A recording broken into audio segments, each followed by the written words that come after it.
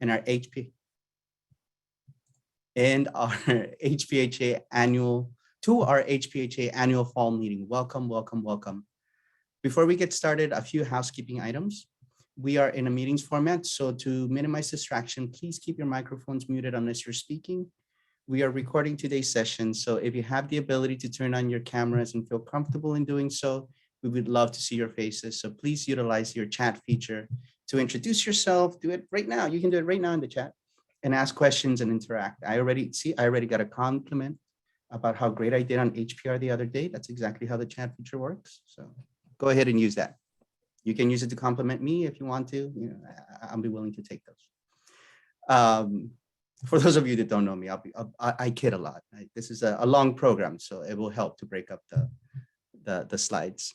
But before we get any further, we'd like to thank our annual meeting sponsors, our presenting sponsors, Hawaii Medical Insurance Association, and the Queen's Health System, and our other meeting sponsors, Chaminade University, the Hawaii Public Health Institute, and the University of Hawaii at Manoa Thompson School of Social Work and Public Health.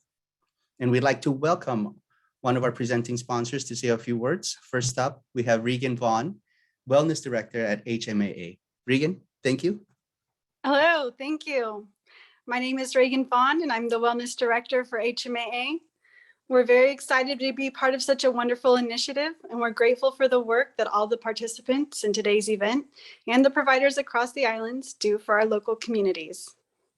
As I'm sure you would all agree, mental health is just as important as physical health, and HMAA is making it a priority to ensure our members have access to the mental health care they need. In addition to covering mental health benefits through our health plans, we also offer free video and telephonic consultations for mental health conditions through our HiDoc telemedicine platform, which is powered by Cloudwell Health. Common conditions that are treated through HiDoc include anxiety and depression, stress management, panic attacks, PTSD, family or relationship issues, and more. Whether it's a member's first time reaching out for mental health care, or if they're between regular counselors, or even if they're in an area with a provider shortage, they can schedule a consultation with a licensed therapist through our HiDoc portal. Members can be seen within 48 hours, although most appointments can be made for the same day. There's never any out-of-pocket cost for our members to use HiDoc, and there's no limits to the number of times a member can see a HiDoc therapist. Members can access the service by telephone or through their computer or mobile device, or by visiting our website and downloading the mobile app. If you would like more information on HMAA's HiDoc telemedicine service, please visit us at hmaa.com/telemedicine. And with that, I just want to thank you all for joining us today, and I'll turn it back over to Pedro. Thank you so much. And thank you so much again for your wonderful support. We'd like to invite our other presenting sponsors from the Queen's Health System. Today's speaker, Sandra Ligi Brandon, Vice President of Patient Care, Behavioral Health at Queen's Medical Center. Sandra?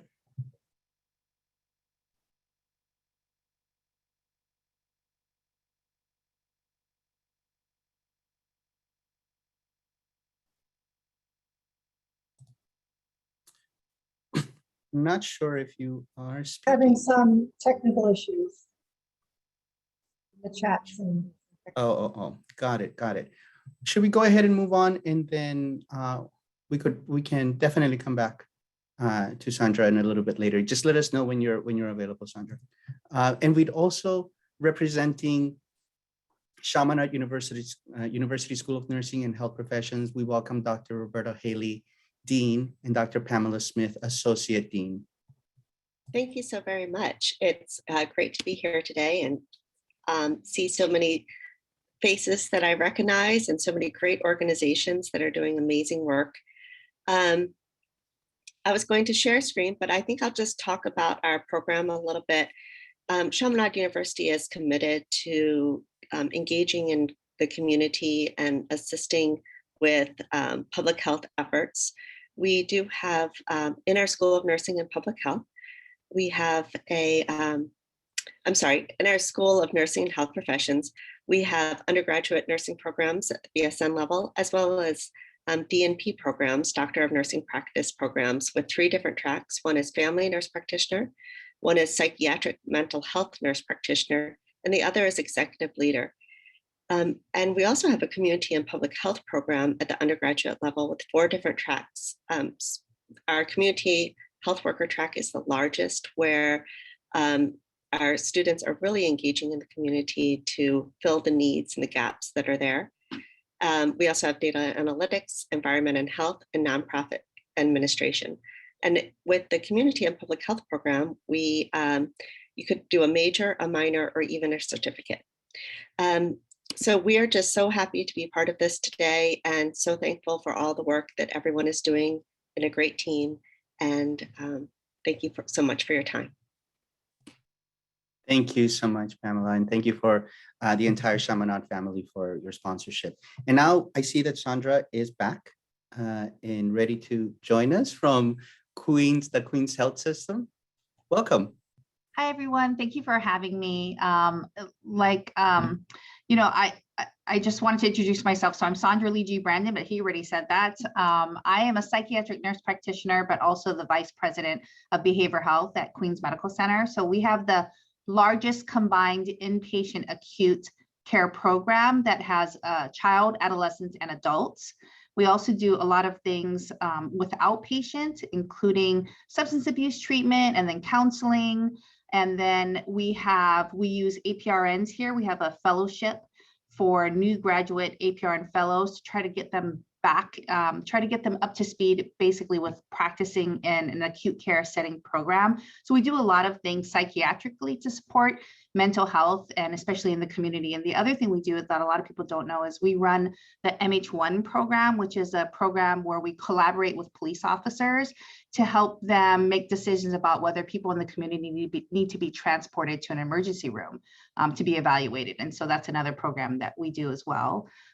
So thank you for having me. I have a master's in public health. I love public health. It's actually my first love. And so I'm happy to be here and to be a part of this.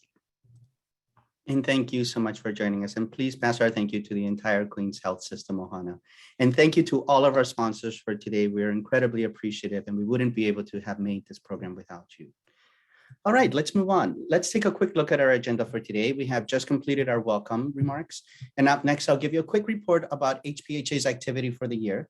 And followed by that, we will have our keynote speaker, Dr. Kay Bender, the American Public Health Association president, who will be talking about the intersection of mental health and public health. Amanda Martinez will then lead our panel of local experts to expand on that topic from a local community perspective. And then after a 5-minute break, we will have breakout groups where we will improve our own mental wellness. So the idea for today's program is for us to talk about mental health from a macro to a micro, from a national to a local perspective, all the way down to ourselves. And then finally, we have Trisha Kajimura, HPHA's president-elect. She will close out the program and announce the results of the HPHA Board of Directors elections held last month. All right, so now let's go ahead into our report to our members. This is called upon on our bylaws, and we will be providing an update on our yearly activities as well as our finances. And a full copy of the report will be available on our website for you to review after this meeting. So I provide this update on behalf of our board of directors, which have met throughout 2021 every other month while meeting committees. The committees have been meeting more regularly to help assist in the work of HPHA. And it also, so here you have our list of board members. On the next slide, it also includes our ex-official members who represent important public health institutions in our community. And I thank each of the board members for their contributions this year and in making this year a very successful one for HPHA.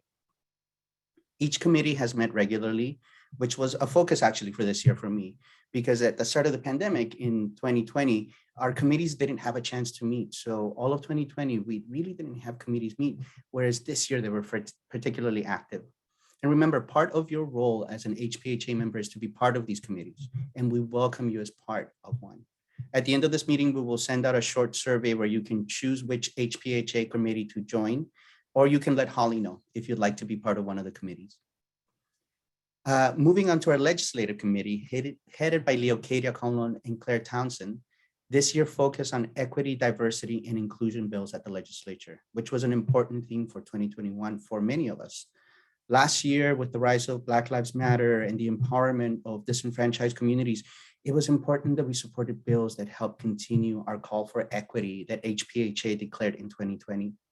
We provided testimony on 17 bills, and unfortunately, because of the nature of the legislative session we are in, we were not able to push any over the finish line. However, we did make a new ally representative with Representative Martin. Dr. Martin has an advanced degree in public health, and we believe we will continue to be an ally for us in the future. We were able to increase memberships at all levels, but most importantly, on our student population. We are particularly pleased to see a greater number of lifetime members as well, with 5 new lifetime members joining us. We're also happy to announce, in relations to the student front, HPHA's first paid fellowships. Students are being recruited to work alongside HPHA leaders, and not only will they be mentored by HPHA staff and board members, but will receive a paid stipend. We are proud to be providing opportunities for our young public health leaders, and we're proud to show you how your dollars as a member go to work. We'd also like to thank our newest lifetime members, all of our lifetime members, all of the people on this list. We thank you. And remember, becoming a lifetime member is a better value in the long run. And it means no more reminders to renew. So please, please, please, if you can afford it, please consider becoming a lifetime member of the association. We'd also like to thank our newest organizational members, in particularly Mental Health America of Hawaii, whose staff has been instrumental in putting today's programs together, as well as providing funding for the first year of our fellowship program. And we'd also like to thank UHA Health Insurance. We appreciate all of our organizational members for your continued support and partnership. If we look a little bit different this year, it's because we got a facelift. That's right. Our marketing committee, headed by Colby Takeda, gave a refreshed look to our logo, our biannual newsletter masthead, our weekly e-blast mastheads, and our sponsored deliverables. Colby and his committee also provided communication support to other committees. For that, we are very grateful to that marketing committee. Thank you, Colby, and the rest of the committee. Our programs committee, headed by Stephanie Marr and Amanda Martinez, helped organize our 2 large events. Stephanie, before going on maternity leave, headed our National Public Health Week in April, while Amanda took the reins for this event, our annual gathering. Both events have been well attended and provided the needed revenue that we needed for our organization to function. Tanaya Jackman is our representative to the American Public Health Association's Governing Council, attending APHA's national conference on our behalf, as well as going to national meetings that are needed. And one of the things that you'd like us to note is that in 2022, the APHA's conference will be on November 6th to the 9th in Boston, while the National Public Health Week will be on April 4th to the 10th, with the theme, Public Health is Where You Are. The governance committee, headed by Tricia Kajimura and myself, focused on finding replacements for both our retiring board members, as well as replacements for our longtime board member, Haoli Tomoso, who retired this year from the board to pursue other activities. We found a fantastic replacement with Katie Folio, who will serve the rest of Haoli's term until the end of 2022. And finally, our finance committee will end on a good note. With additional revenue coming in from the increase in both regular and organizational members, the chair of our finance committee, Michelle Tagorda, is happy to report that we have a healthy $43,000 in the bank. This means that we will be ending the year in the black. This is particularly important. This is a particularly important feat, as we have increased our expenses this year by providing more staffing hours to bring greater support to the committee's structure. But we were still able to bring in enough dollars to be able to cover our expenses and put a little bit extra in the bank. So congratulations to everybody on this. Yay. And with that, that is your report for members. I'll stop for a second to see if there are any questions. You can feel free to take yourself off of mute if you would like to.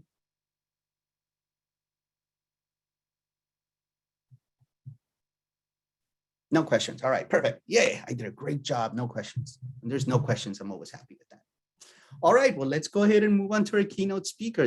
I'm very excited to introduce to you the APHA president, Dr. Kay Bender. Dr. Bender is an independent public health organization and education consultant and strategist and the owner of K. Bender Consulting, LLC. She was appointed as the executive director of the Mississippi Public Health Association in May 2020. And she was president and CEO of the Public Health Association's board, accreditation board, from 2009 to 2019. She was the dean of the University of Mississippi Medical Center School of Nursing for 6 years immediately before the PHAB board. Prior to that, she worked in local public health for several years in Mississippi and was the Deputy State of Health Officer for Mississippi Department of Health for 12 years. She chaired the Exploring Accreditation Steering Committee, the precursor study for the establishment of the Public Health Accreditation Board. She is a board member of the National Board of Public Health Examiners, the Public Health Foundation, and served the MS Public Health Institute. Served as the MS Public Health Institute. I'm sorry, I'm getting messages and I keep thinking, what is going on? She is an active member of the American Academy of Nursing and served on its board from 2016 to 2019. She has numerous publications and presentations relating to governmental public health infrastructure improvement. We give you a great aloha, great welcome. Thank you for being with us at some ungodly hour on the mainland. Thank you so much for joining us, Dr. Bender. Thank you, Pedro, and hello to Holly, my counterpart there as Executive Director of the affiliate. Aloha to all of you, and I will get up and stay up at any time to be able to talk to my good friends in Hawaii. Before we start showing the slides, though, I don't know if you can see what I have around my neck. It's a gold plumeria. Hey, Gerald Oda. Gerald will remember when I purchased that. I visited your state. I've been there several times to several of the islands, but you hosted a global health conference in about 2010, 2011-ish, and I came to speak about public health accreditation. And my good friend Gerald Oda was so gracious to show us a side of Honolulu that most tourists don't get to see, and we had some great food and just had a really good time. And I saw the plumerias blooming, and I just thought they were gorgeous. And Pedro, since we're talking about mental health, I will say to you guys just a little personal story. I had just lost my mom not too long before that trip, and that was my last surviving parent. So I was mentally kind of in a down place, and the plumerias blooming just sort of did my heart good. So I found a jewelry store and bought one, and I wear this almost all the time. I know that's no big deal to those of you who live around the plumerias when they bloom and are able to make the wonderful lace out of them, but this one means a lot to me, and it helps my mental health when I wear it. So just wanted to share that little piece of Hawaiian history with my good colleagues there. Are you able to see my screen? Yes, we can see it. Great. So it is indeed my pleasure to talk about the collective voices for public health and mental health. I am a firm believer, as you heard, I've practiced public health for a long time. I am a nurse by background, and I have believed for a long time that public health and either mental or behavioral health, however you choose to call it, are really sisters of the same mother. There is no health of the population, in my view, without the health of us individually and collectively. I've also become a firm believer in this role at HPHA, as HPHA president, that our collective voices do matter. And we can, and the one thing I love about HPHA, and I'm sure you love about your affiliate of HPHA, is that we come together in public health with different perspectives, different backgrounds, but when we speak about the public's health, we speak with one voice. And that is empowering to me, and it is what gives me hope after COVID. Dr. Alan Hinman, who I know Gerald knows, was a longtime member of the HPHA Executive Board and a past speaker of the Governing Council. And he talks about the HPHA family, which your affiliate, my affiliate, and the 53 other affiliates in the states and territories across our land is part of the HPHA family. And we may disagree about things, we may have disappointments and failures along the way, but what keeps us together is our common bond of improving the health of people in the communities they live. However, as you know, and I know, these last 22 months have been particularly hard, been very difficult on our public health workers as well as our healthcare colleagues. And so what we want to talk about tonight is how can we acknowledge what we've dealt with the pandemic and use that to move forward together, recognizing the role of public health and mental health together as collective voice for improving the health population. But COVID to me is still the elephant in the room. And I looked at your statistics in Hawaii, and you still, like my state, have some remaining issues. I wanted to share with you my home state and what we've been through. It's not something I'm particularly proud of, but it is part of our story. And I think it's similar to many other stories. These are our COVID cases through November 1st, and you can see we've had 3 waves, 3 surges. The last one, unfortunately, being this fall after school started, the colleges got back together, and that sort of thing. We have a population of almost 3 million people, and we've had 500,000 cases of COVID and a little over 10,000 deaths. Sad case for us, and it has contributed to some of the mental health issues I'll be talking about. Like most states, our state has experienced a majority of our deaths, unfortunately, in the elderly population and in the long-term care facilities. And most of the deaths and hospitalizations have occurred in either unvaccinated or partially vaccinated people. And we're still dealing with that, even though now there are plenty of vaccines. We've got access. We've got our health department is doing a marvelous job with partnering with community resources, just like I know all of you have. But we still have a fair amount of population, both in our state and in other parts of the country, who still are in denial that COVID is an issue, and it still amazes me.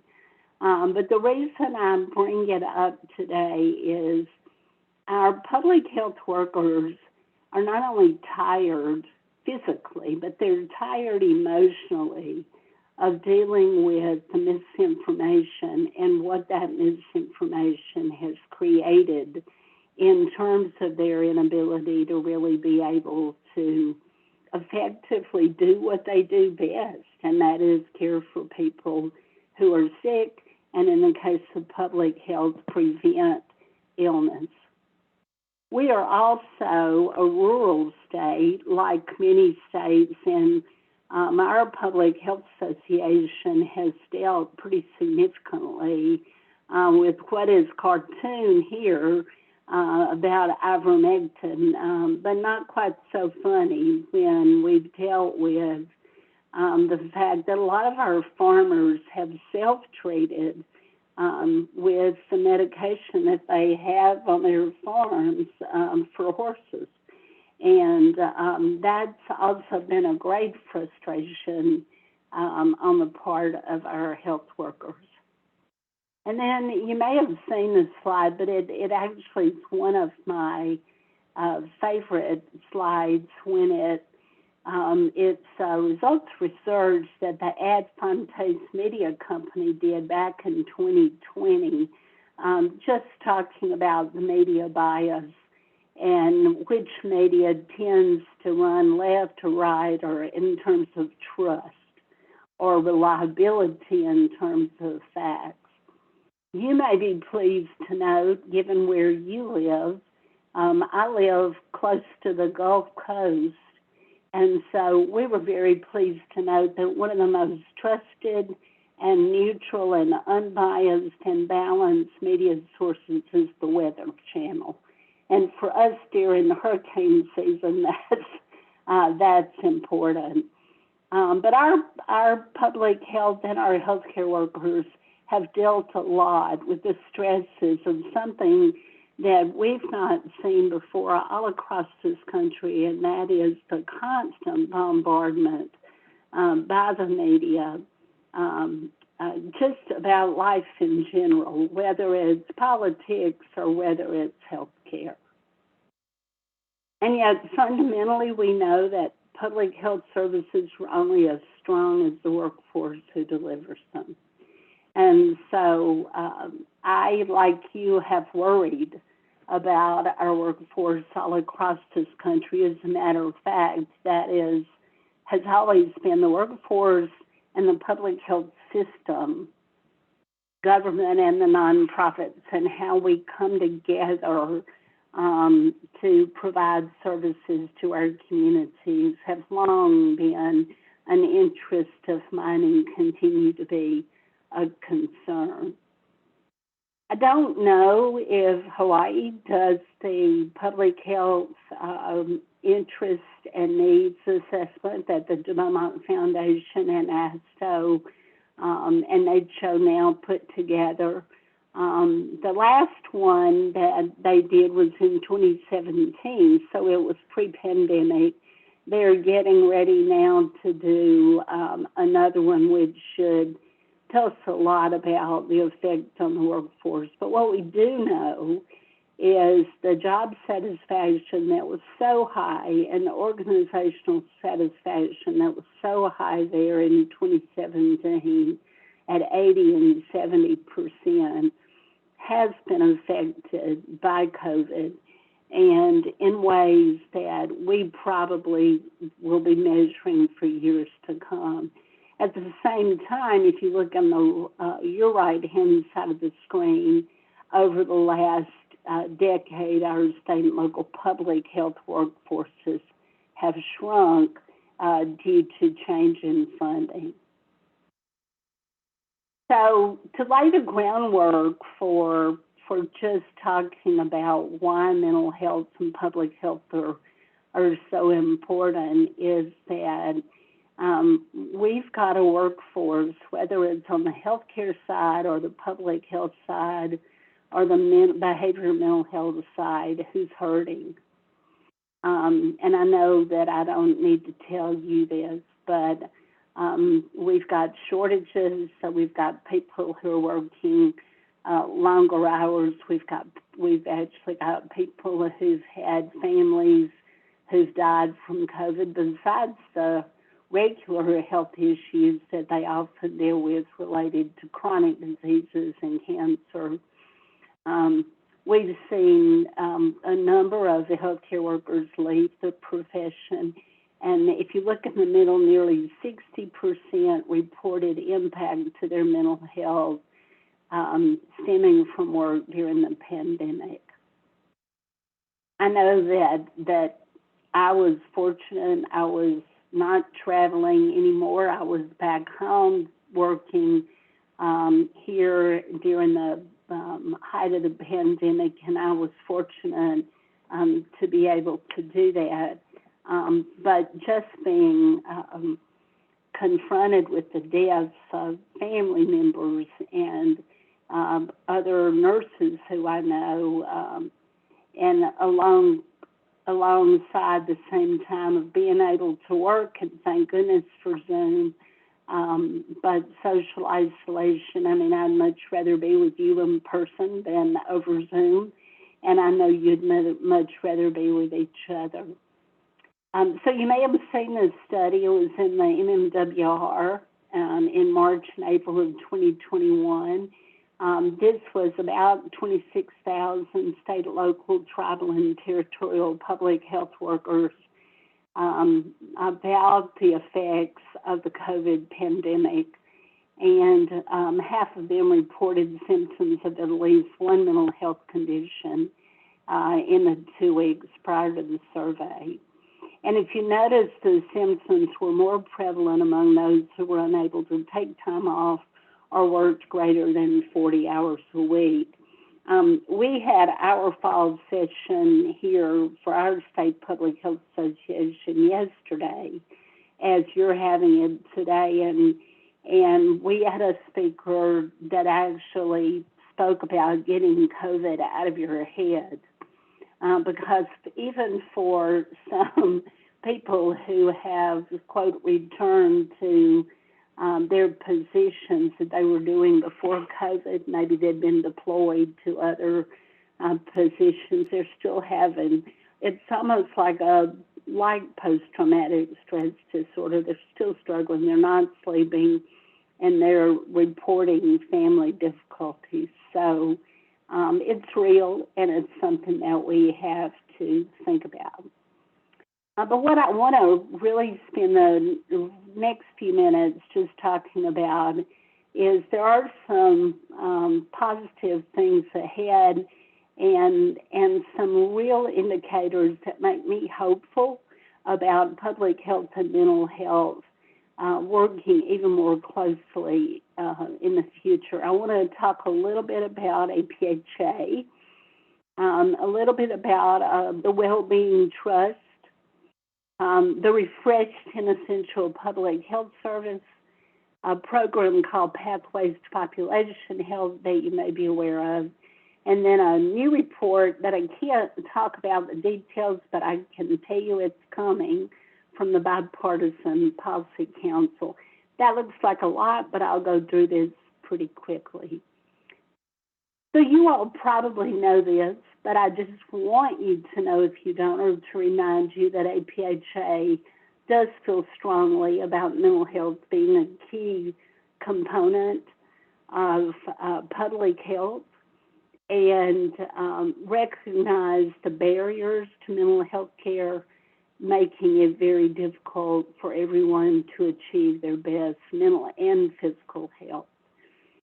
And HPHA has supported the Affordable Care Act expansion for mental health coverage, as well as any program that supports parity as a step toward equity in health and treatment.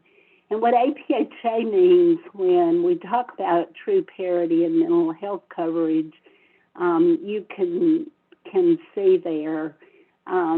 But we still see quite a number, and I know your panel will talk more about this as experts, of inequities when it comes to mental health. And so this whole idea of mental health parity navigators to really take a look and make sure that people who are supposed to have access to mental health get it, and that it's on par and is equal to and complementary of the physical health care that they get.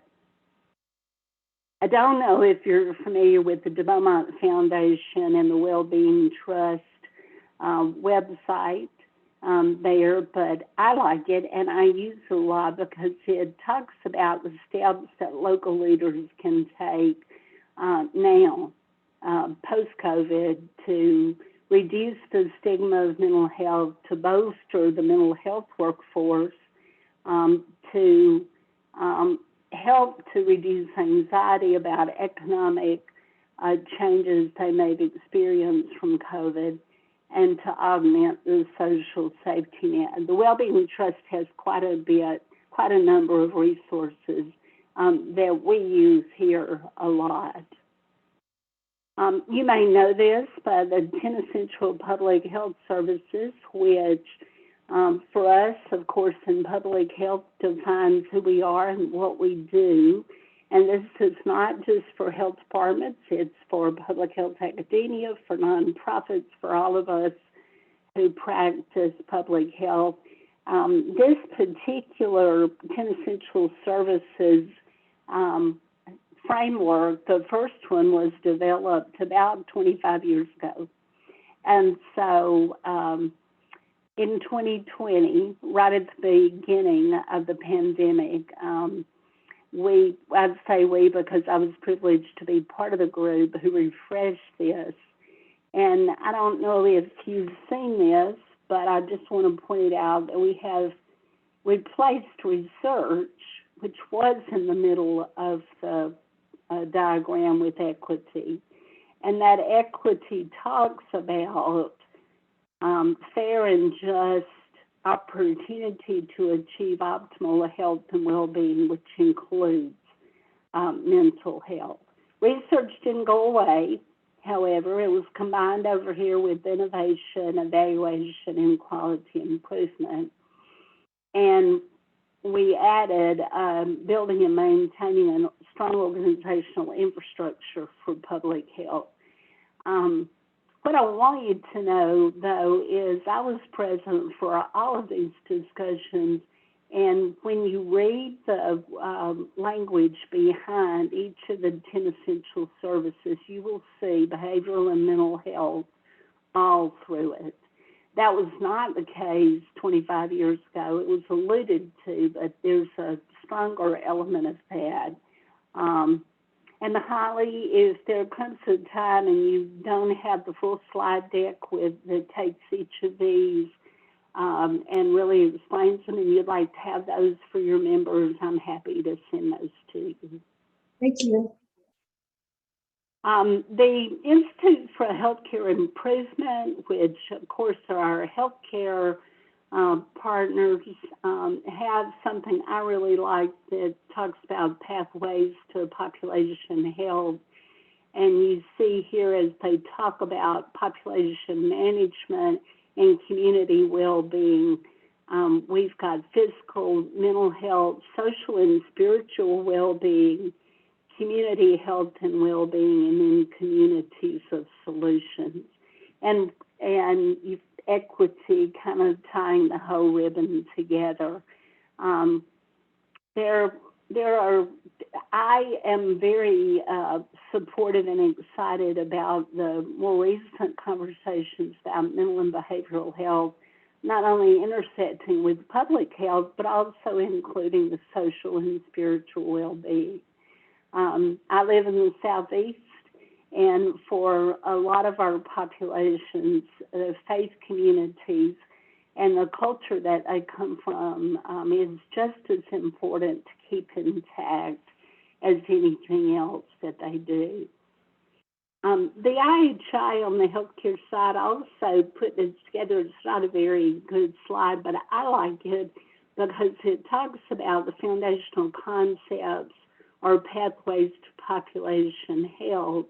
And if you look at all 6 of these, it just talks about the social determinants of health, and there again is well-being.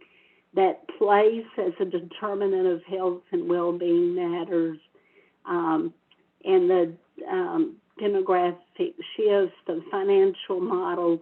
It just really, to me, describes why population health is broad enough and should include the mental and behavioral health pieces, including social well-being. Now, this is the report that I want to put you on notice about. Holly, I don't know if you have already been aware of this, but the Bipartisan Policy Center is what it says it is. It's an organization in Washington, D.C. that's composed of people from both sides of the political aisle. And back in June of 2021, they issued this nice report that was accepted by all political parties about how we position our public health system for the next pandemic.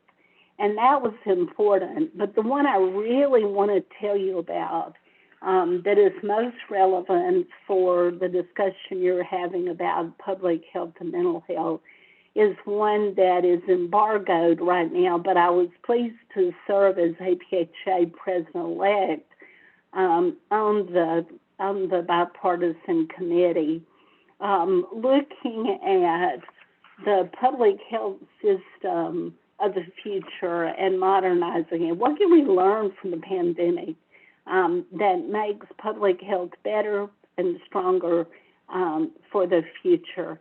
And this report is about 55 pages, and it's got lots of policy recommendations that have been accepted by people, like I said, from various political parties who are part of the Bipartisan Policy Center. Holly, I will keep you aware if you're interested, but the report's going to be released December 2nd.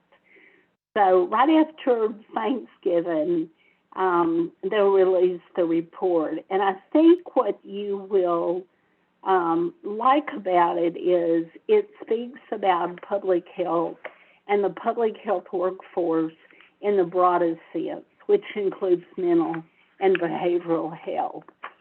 So here we have,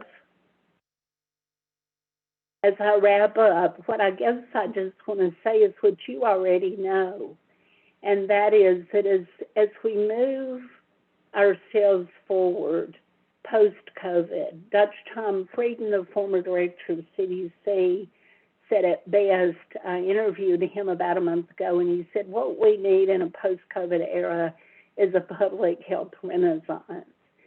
And from that, we had a discussion about creating resilient communities, and that's not just people we serve, but resilient communities that are also our workers and our partners. And resiliency includes not only physical health, but social well-being and mental and behavioral health. Promotion of a deeper understanding and action on equity. And Pedro, I was real pleased to hear that you guys had been working on that. A lot of us across the country that are active in HPHA really believe that the more we understand about equity and the deeper that we get into that, we also have the potential to raise the mental health of all of us, because we have to get past this tone of divisiveness and hatred that's adding so much stress on our families and certainly our kids. Reinforcing that public health based our work on science, facts, and evidence-based practice gets us past the misinformation and the stress that we've all worked under as we've even been threatened for just doing our jobs. Supporting and enhancing the public health workforce, and that includes quite a bit of mental health assistance and support to them as they gather back together to do the important work public health does. And as we do that, connecting local to state, state to regions, and regions to national in a more seamless system. And of course, understanding and promoting better access to mental health care. So I want to leave you with saying that the entire HPHA board and staff commend you for the work you're doing there in Hawaii with your affiliate. And your hard work's not going unnoticed. We know that you have also handled quite a number of pressures and still do related to the pandemic, but also related to just regular public health, whether it's chronic disease or communicable disease or any of the things that affect the health and safety and well-being of our communities. So I send you all the strength and light in these times, and I wish you all the best, and I look forward to listening to the panel. Thank you. Thank you.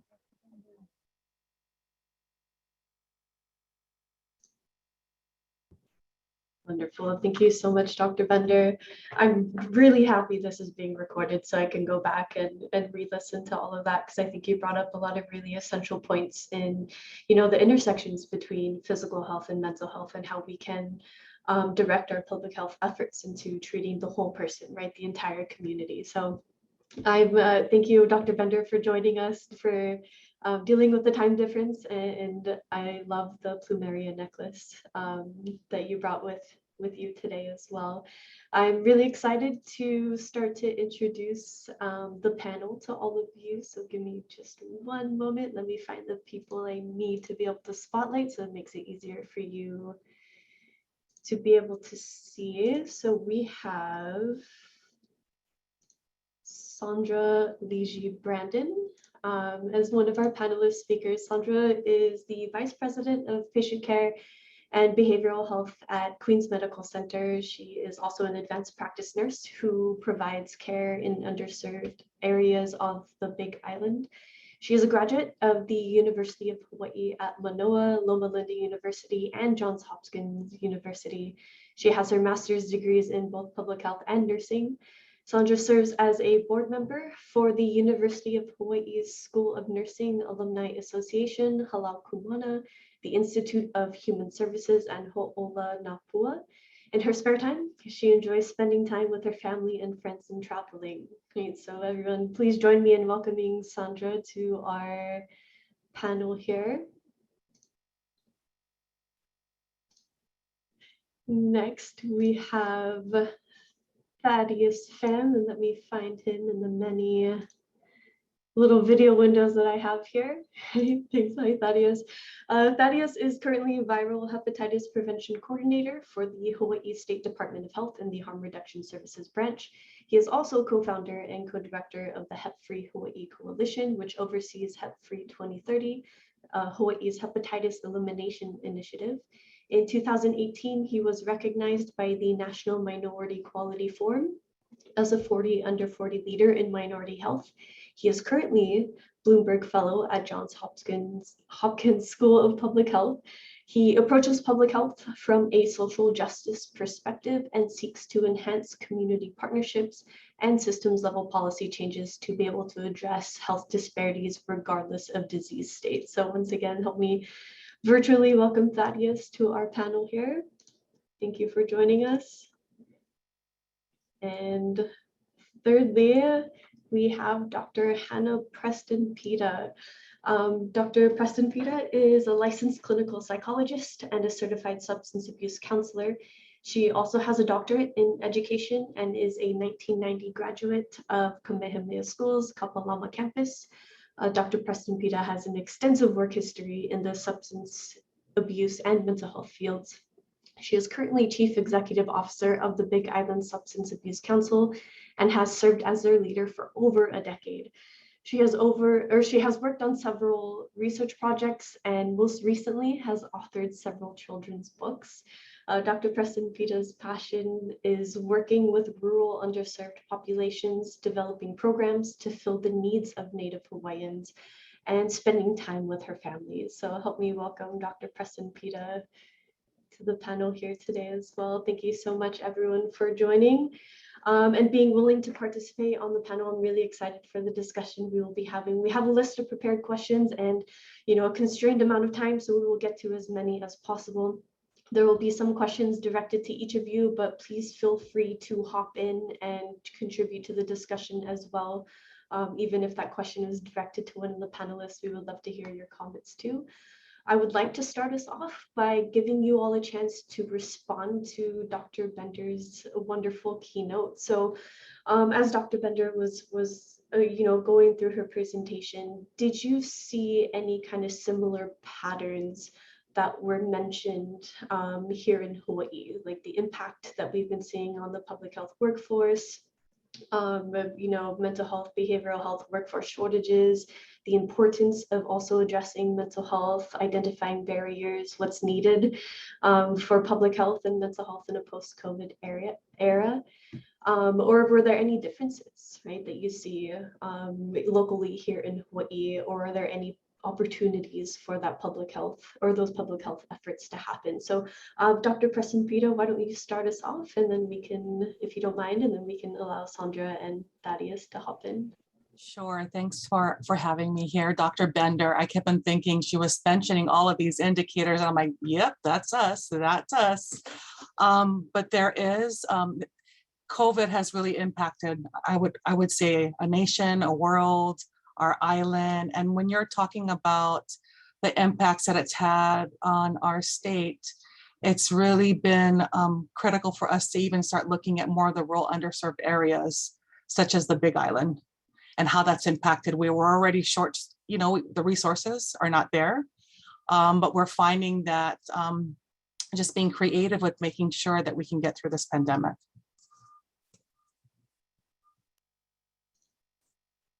Thank you, Dr. Preston Pita.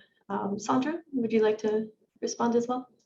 Sure, I agree. I think all the stats are very fitting nationally to what's happening here in Hawaii. I mean, we're seeing in the hospital people coming in with more severe suicide attempts. We're seeing people who are affected more by mental health crisis than ever before, like the first time person having an event. So we're seeing that here in the hospital, but I can also tell you that we're very concerned about the healthcare workers here in the organization and the impact that COVID's had on their mental health. And so I definitely think her points were well taken and very applicable to what's happening here. Great. Thank you, Sandra. Thaddeus, any comments? Yeah, I'll echo what everyone said. I think it's beautifully said. And, I'll just point out, and it's something that we kind of joke about a little bit, but I think it's also very true is, now when we go on these Zooms and you ask how everyone's doing, we joke that you can really tell how someone's doing by how long it takes for them to say the word good. So, how are you? And then it takes about 5 minutes before they're like, oh, good. Right. And I think we're all kind of in this space where we've been carrying this, as public health providers, as public health champions. We not only provide services and do the policy work and provide the direct services, but we also carry a lot for our communities emotionally. We're the ones that people come to and tell all the difficulties and the challenges that are happening on top of COVID. So I think it's very true that, a lot of our public health providers are not only carrying stuff in terms of workload, but also carrying the emotional weight of their local communities and really not always having a place to manage that extra emotional weight. Thank you, Thaddeus, and thank you, panel, for those comments. I agree with everything that was said, and I do think we see reflections of Dr. Bender's presentation in different aspects represented here locally in Hawaii, but also opportunities for us to continue directing our public health efforts and especially offering that support to the community, but to the people who are supporting those communities as well. So the first question that I have for us today, I'll direct towards Sandra Ligi-Brandon. So there are often a multitude of barriers, right, that make it hard for people to access mental health services, insurance coverages being one of them. Could you tell us a little bit about what happens if somebody comes to the Queens Medical Center seeking behavioral health services, but maybe uninsured? Sure. So anyone who comes into an emergency department, regardless of insurance, is required to be seen. And so they will get care that they need if they come into an emergency department. A lot of times for people who are uninsured, what happens is they'll come in and what they'll do is they'll try to apply them for insurance, because part of it is navigating the system and trying to understand what it can take or who can apply for insurance that and the assistance that they can get. So they work with care providers who are able to connect them to services that they need. And then if for some reason they can't get that insurance or something happens, I think the organization, and most hospitals will do this, is work with the person to either help pay or find a way to get them the services. But no one will be denied care for not having insurance. I think what we really want to make sure is that people come to the hospital, get the care that they need, and then connect them to services that allow them to continue to get that care.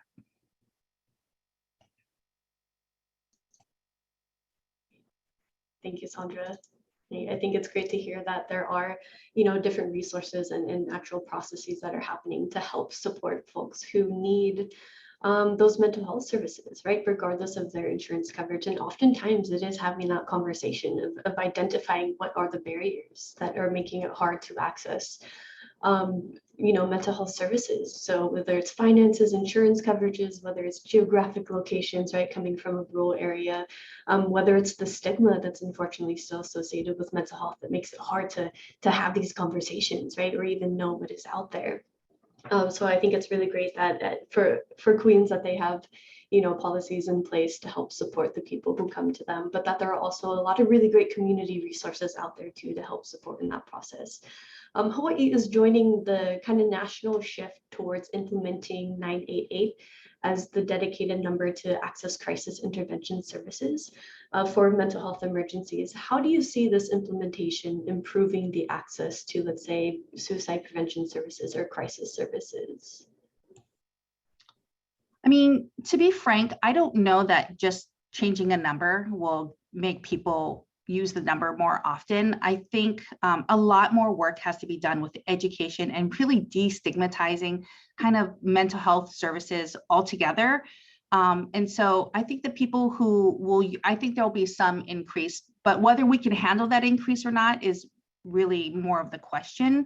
I think in the hospitals, we're prepared to handle people who come into the hospitals for acute emergencies, suicidality, and we're prepared to handle all of that. But I don't know that, I mean, just to be really honest, I don't know that just changing a number or changing the access to a number is going to make it easier from dialing 7 numbers to 3 numbers. I think really the work needs to be done to let people know that let's stop talking about mental health and physical health as 2 separate things and start talking about the whole person. Because maybe if we start doing that, then really people don't see it as getting physical health and then mental health. And that will make people want to reach out and participate in services more and reach out and get the care that they need. Amanda, can I also add to what Sandra was saying?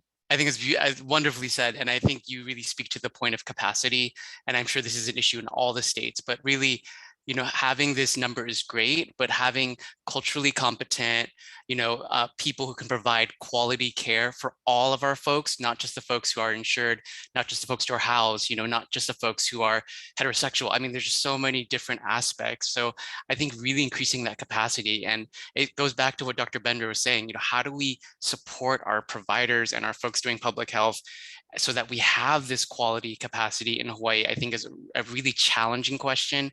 And I'm sure we won't figure it out, in the next 30 minutes, but I think it's an important one to consider, these systems levels and how do we encourage new folks coming into the field to feel supported as well.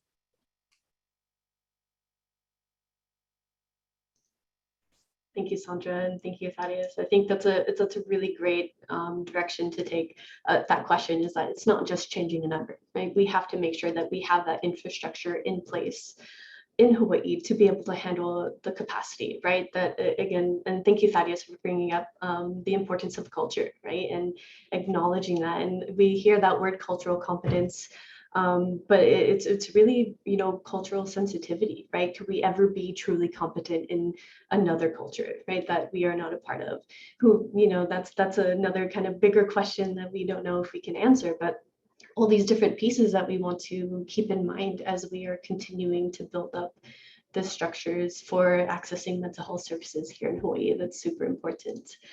The next question that we have, I'll go ahead and direct to Thaddeus. We know from data that certain populations like sexual and gender minority folks experience higher rates of disparities really across the board, but especially so with mental health challenges. So with the organization that you are a part of and the wonderful work that you do, can you provide some thoughts on why do you think that is? Yeah, I mean, on top of everything else we discussed, so on top of a global pandemic, you know, there's already challenges with a lot of our LGBTQ youth and adults in terms of just feeling safe, again, in health and other social settings. And so, you know, if you can imagine over time, this discomfort and probably microaggressions that they experience accumulate, so that such that they end up with a chronic stress, and that also kind of manifests in different ways as well, right? I mean, the easiest way for many of us to cope, if we think about our coping mechanisms during the COVID pandemic, is usually through substance use, right? And first, you know, and we have to remember substances are not only the illegal ones, but also alcohol, caffeine, food, you know, like being on social media 24 hours a day. So we're all trying to cope. And I think with communities that are more impacted by stress, amplified by COVID, the opportunities and the maladaptive, perhaps, behaviors that might come out of that are just amplified.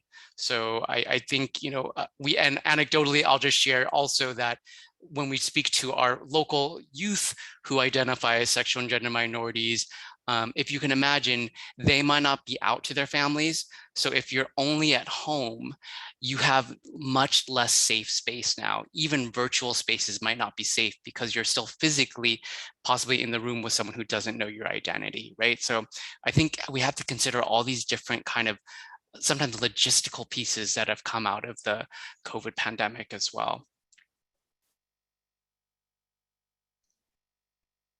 Thank you, Thaddeus. I think that just goes back to really identifying what those barriers are, right? You know, the lack of safe spaces, right? And being able to teach and raise awareness about coping skills, right? Healthy and positive coping skills. How are we able to deal with our stress, with our anxiety, with our mental health in general, and manage our thoughts, our feelings, and emotions in healthy and positive ways? That's a really important part of promoting mental wellness in many different communities, but especially ones that are especially affected, right?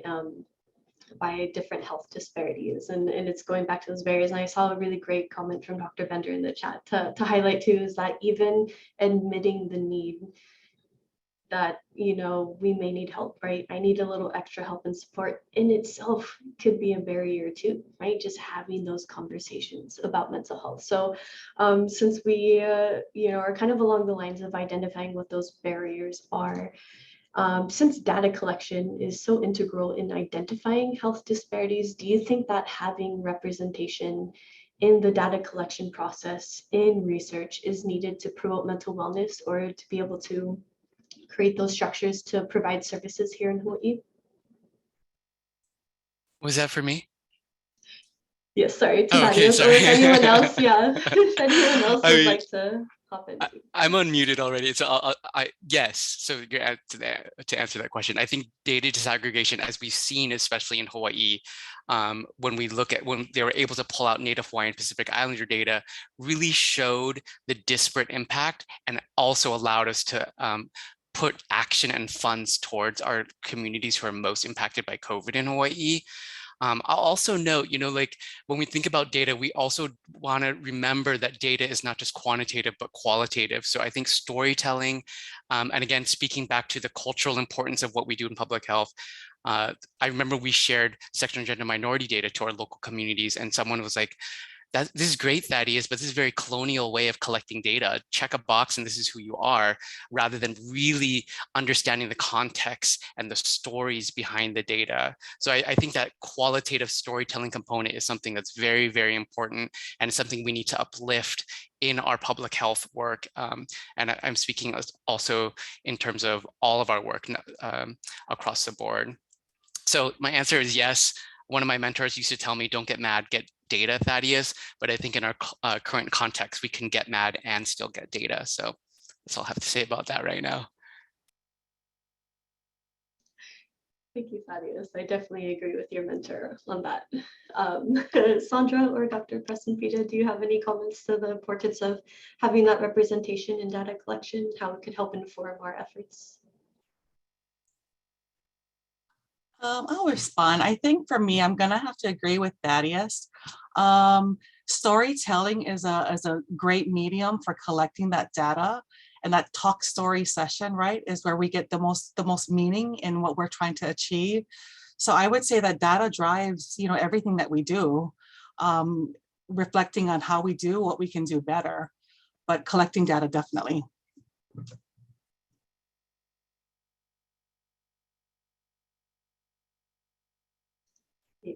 Thank you. And since you were able to add to that comment, our next question will be directed towards you, Dr. Preston-Pita.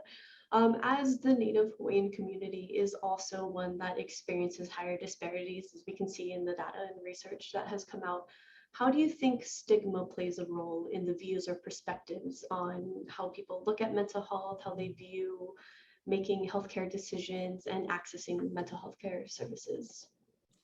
This is a very critical question, and I had to really put some thought into it. I truly believe that stigma really plays a critical part in the reasons why it is difficult for Native Hawaiians to access care. When I think about it from a historical context, first and foremost, along the lines of historical oppression, it's there, it exists, and it often is the reason why Native Hawaiians do not seek treatment. And just based on my years of working with Native Hawaiians, I just see the shame component, that family disgrace is always there, or how it may reflect on the failures of the family in treatment, or even from the system. From my work with addiction, what I start to see is that there's a commonality amongst our people, that treatment is a reflection of failure and not progress. And that's definitely the unfortunate thing, because it's one of those things where it can become a barrier for them even seeking treatment or getting better. Going to treatment is often shunned upon, and from a society, sometimes families are seeing it as a disappointment or a breakdown of their family system. Another common thing that I see is that if a treatment provider doesn't look like the person, or doesn't look like me, they're already having to work extra hard to prove to them that they can help. On the flip side, if you're a provider that is passionate about working with the individual and you do work with clients, what I've noticed is that the reputation will speak for itself, and other clients will find out based on their own evaluation of how the process went.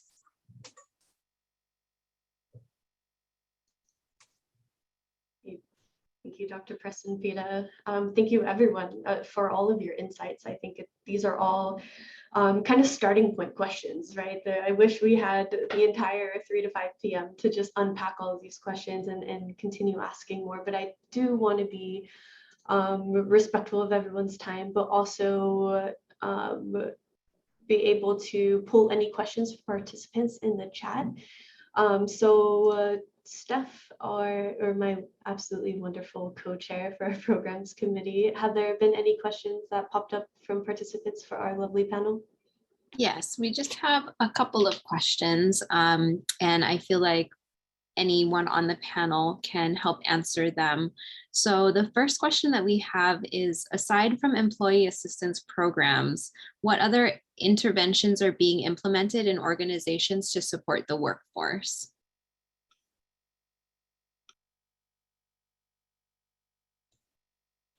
I think that's a very good question, and I think there's not a lot. I think there's a lot of reliance on EAP, but for people who have mental health issues, especially with stigma, a lot of people are really hesitant to use EAP if they feel their employers have access to those records. Even within their own organization, like if you feel like your coworker could click on your chart, you're not going to access care within even your own organization. And so I think that there's not enough being done with it to help people with even just the minor depression or anxiety. I think people aren't seeking help that they need.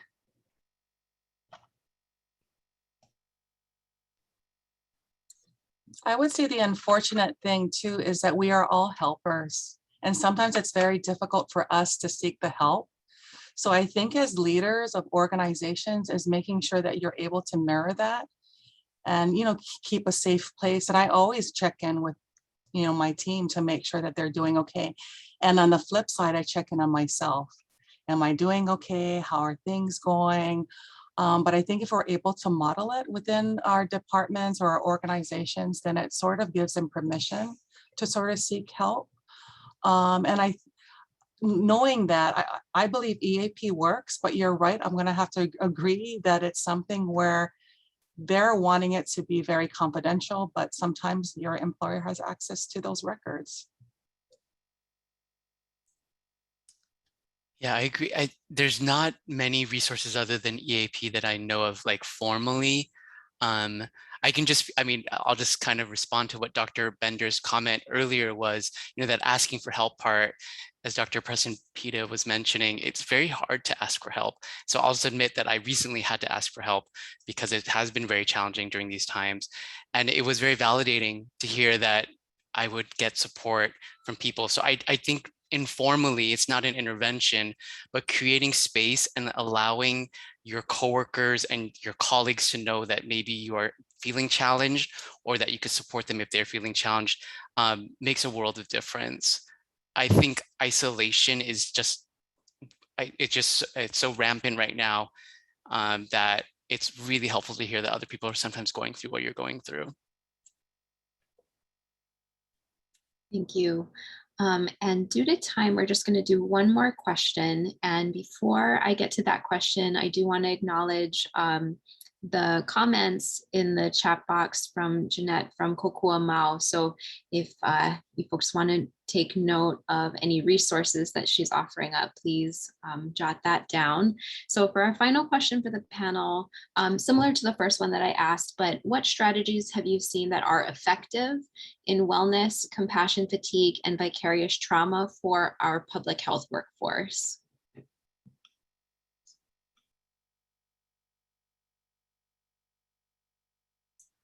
So I have one strategy that's been very helpful, and it's around trauma-informed care with our folks, with colleagues doing the work, and it's to ask permission before you unload on someone.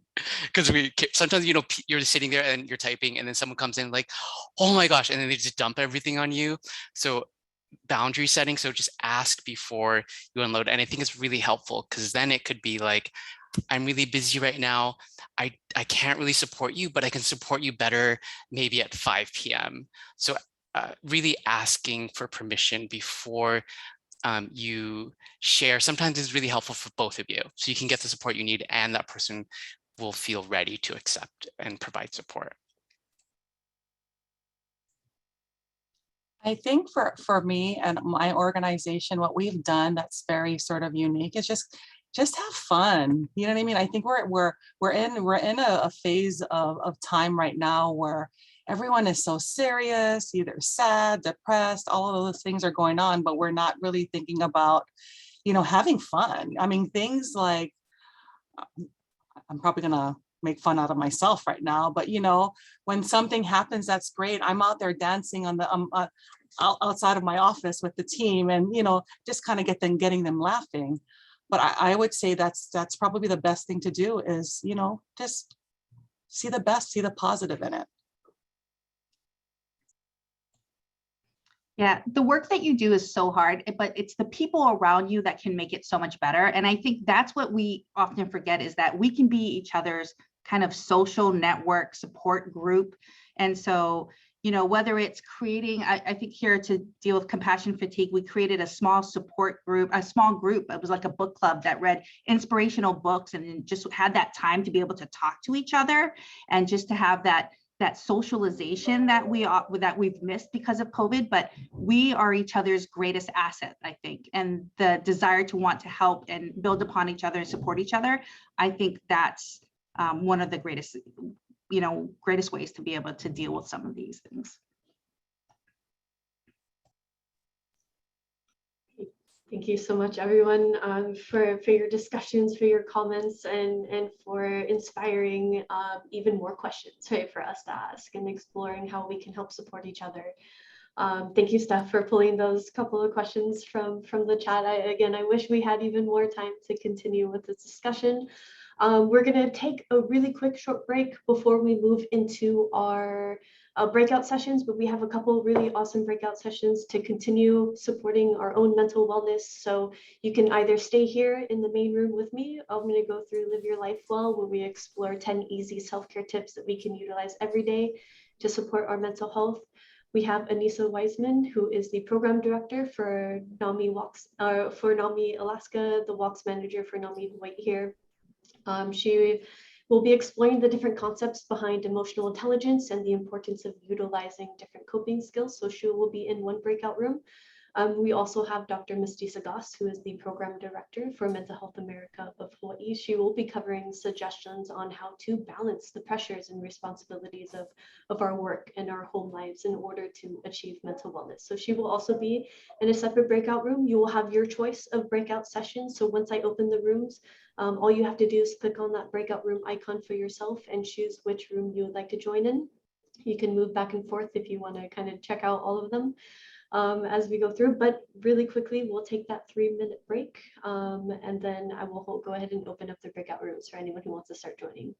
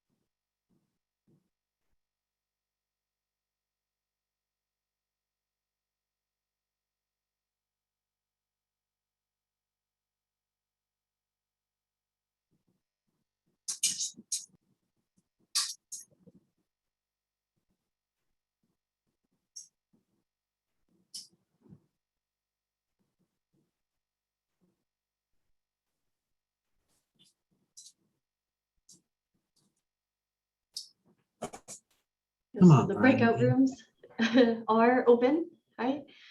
Are available for you to start joining. So if you are looking to join a specific breakout room, again, all you have to do is click that breakout room icon on your screen and choose the room that you have available. Your options are on the slideshow here, so you can stay in this main room with me to go through Live Your Life Well. We will cover those 10 super easy self-care tools to support our own mental health. In room 2, we have Anissa Wiseman, who will be going through exploring emotional intelligence, the importance of identifying and utilizing different coping skills. And then in the second room, we have Dr. Misty Sagas, right, who will be exploring that balancing act of those responsibilities and pressures between our work and our home lives, and how we can manage that balance to help promote our own mental health.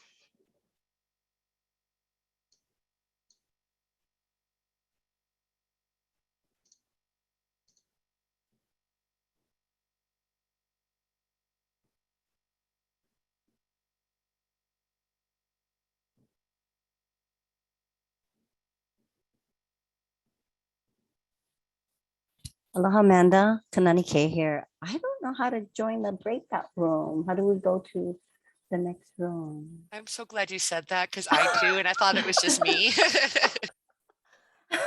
I'm so lacking in my skill. Okay, so like a button. There's no button that's appeared.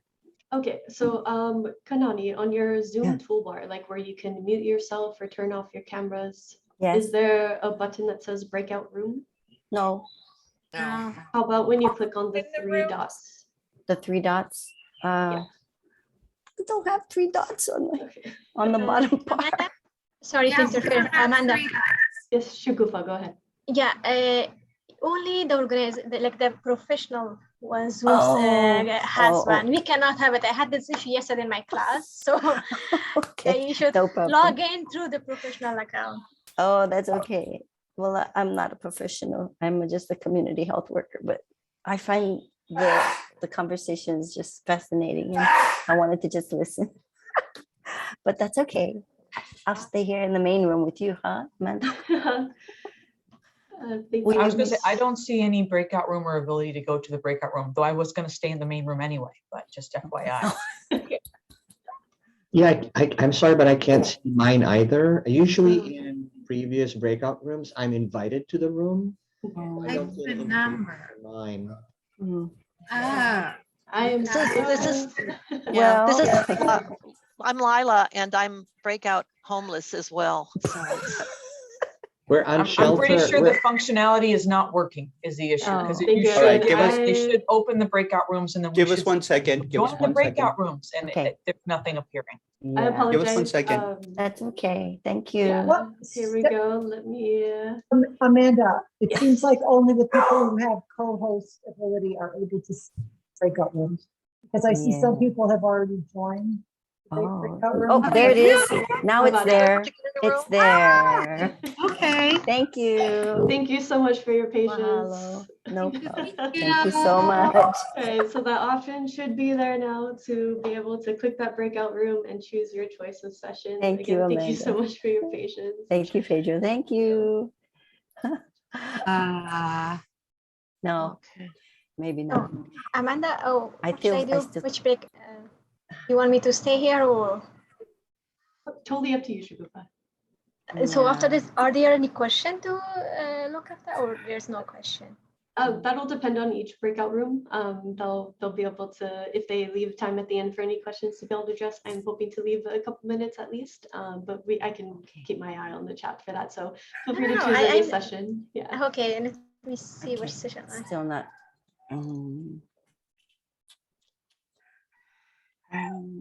Great. So to be respectful of everyone's time who is still in the main room here with me, let me just pull up my own slideshow here really quickly. So what I have for you today is something called Live Your Life Well. So this is a presentation and a program that we have been offering through Mental Health America of Hawaii for quite a while.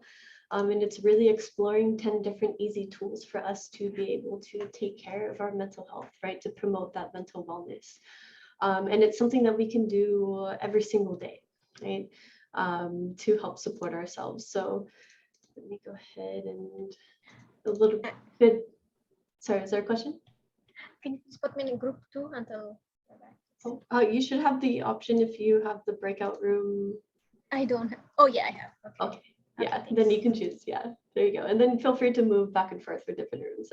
So just a real quick background for us at Mental Health America of Hawaii. If you are unfamiliar, we're a nonprofit organization. We have been around for quite a while in the state of Hawaii, and we aim to promote mental wellness, right? To raise awareness through education, through advocacy, through services. To help increase, again, access to services to promote mental wellness in the state of Hawaii. And it's important that we take the time to take care of our mental health, right? We want to be able to have good mental health, as we can see defined here on the slide, because it's super important, right? With everything that has been happening in the world today, we have a lot of stress in our lives, right? Especially in the past year and a half, we've been seeing that kind of buildup of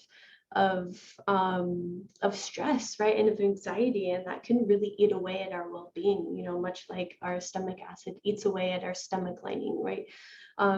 Prolonged experience of stress can have a detrimental impact on our physical health, right? As we can see, it could cause many of these physical health problems on the slide, but it can also lead to more serious mental health problems, especially feelings of depression and anxiety. So it's super important that we are taking the time to take care of ourselves, to take care of our mental health.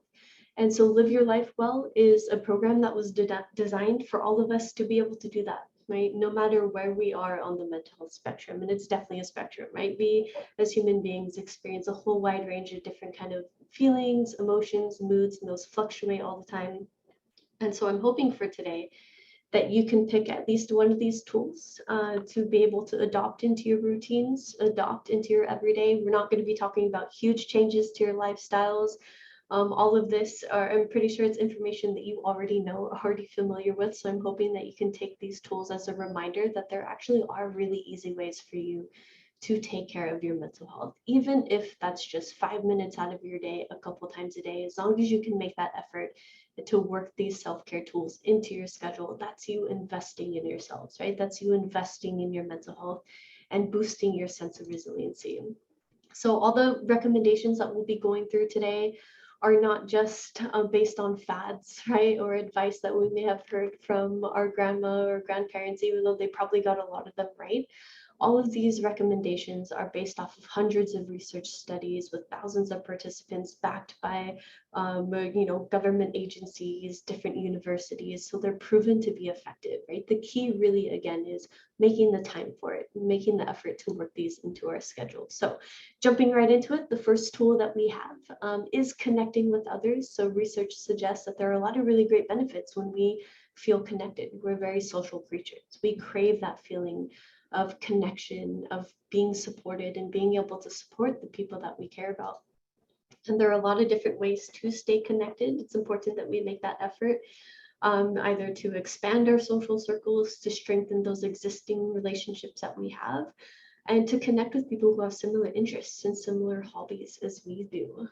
It's important that we make that effort to stay connected. I know we've had to get pretty creative with this, and I've seen people get really creative as well, especially our youth. I've seen people do Zoom dance parties, streaming movies, television shows together at the same time, cooking meals together through FaceTime, taking things outside, right? Having a socially distanced picnic at the park, heading out to the beach. So while still following those safety guidelines, we are able to connect, even though we're practicing the physical distancing. Doesn't mean that we should isolate ourselves from others. We need to be able to connect with others to help support our own mental health. Right. Tool number 2 is to stay positive, right? To try to be in that positive frame of mind or that positive mindset. Research shows, of course, it has a lot of really great benefits for our mental health. And I know that it's one thing for me to say that we should stay positive, right? That we should be in that positive mindset. And it's a completely different thing to actually do that. I think there's, a few amount of people in this world who are able to be positive most of the time, right? That comes really easy. They're always able to find like the good in situations, right? The good in different people. But for a lot of us, it takes a little bit of work, right, to be able to find that positivity. So there are different tools that we can utilize to help put us in this frame of mind. One of them is to foster optimism. And that's really finding something to look forward to and to get a little excited about. And it doesn't have to be anything huge, it doesn't have to be an upcoming holiday or a birthday or a celebration, even though Thanksgiving is next week and I'm really excited for mashed potatoes. It could be really small things as well. It could be that today is Thursday, we're coming up on the end of the day, tomorrow is Friday, and then we're on the weekend, right? With even more time to rest and to relax, recharge our batteries, and make that time to practice self-care for ourselves. We can also practice gratitude. Right, to think of the things and the people that we have in our lives, right, that we are still able to connect with or interact with and be grateful for that. So, whether it's thinking at the end of your day or the end of your week, a couple of things or a couple of people that you're just grateful for, and maybe sharing that, right? Maybe it's keeping a gratitude journal with yourself, right? And just making a note of things that you're grateful for from your day to day or week to week, or even doing something like writing a gratitude letter to someone that you appreciate. Right? And just expressing that gratefulness or that thankfulness. We also want to do our best to avoid negative thinking. I know this is a tough one as well, especially for those of us who may, hold ourselves to high expectations. When those expectations are not met, then we start to kind of beat ourselves up or run those negative messages in our minds.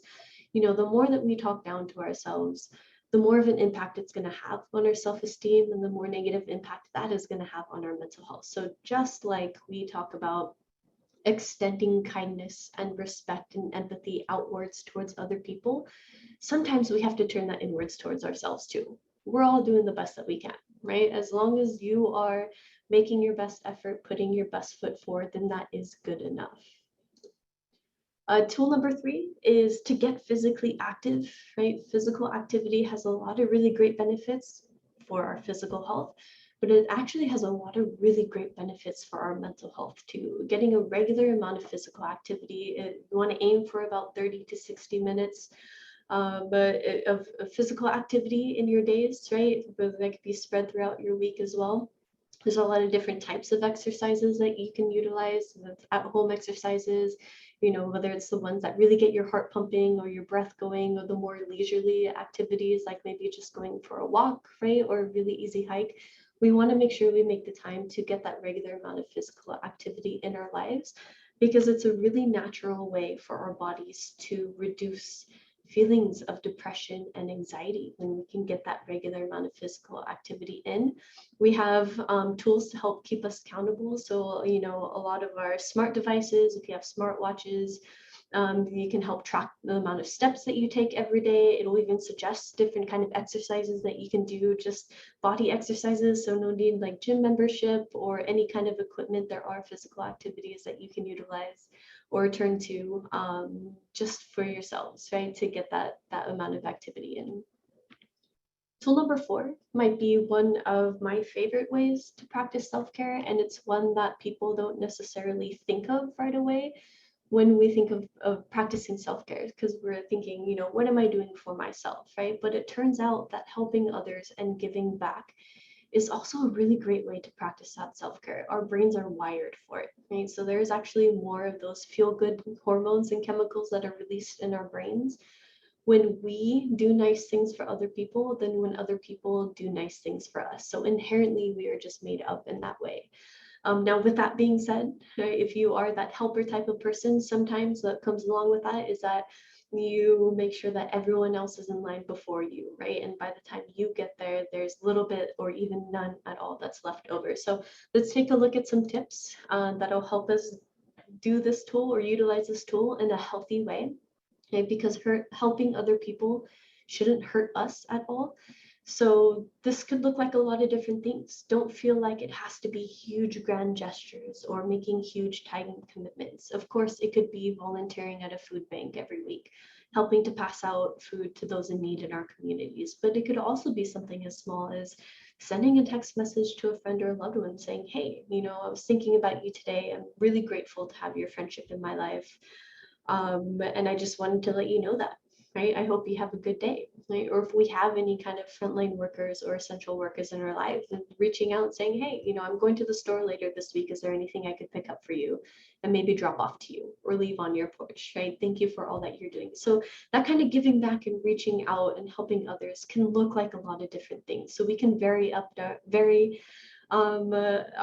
acts of that generosity and that kindness and that giving back, and beware of taking on too much. You know, if someone is asking for a favor, it is okay to take a moment to think about it, make sure that you have the time, right, and the abilities to be able to commit to that favor. I think it was brought up in the panel, the importance of setting those boundaries, right? We want to be able to help and give back. We want to make sure that we are effective in that. So helping others can be a really great tool. Again, it makes us feel good when other people feel good too. Tool number 5 is making sure that we are getting enough sleep. This might be one of the most important tools that we'll cover for today, because sleep is so integral in having good overall health. It's so impactful for our physical health, but it's also really impactful for our mental health as well. Right? When we don't get enough sleep, we can see all of these things here on the slide, but we can flip this thinking a little bit too. When we do get enough sleep, we see decreased feelings of depression and anxiety. We're just in general in better moods, right? We feel better about navigating our days.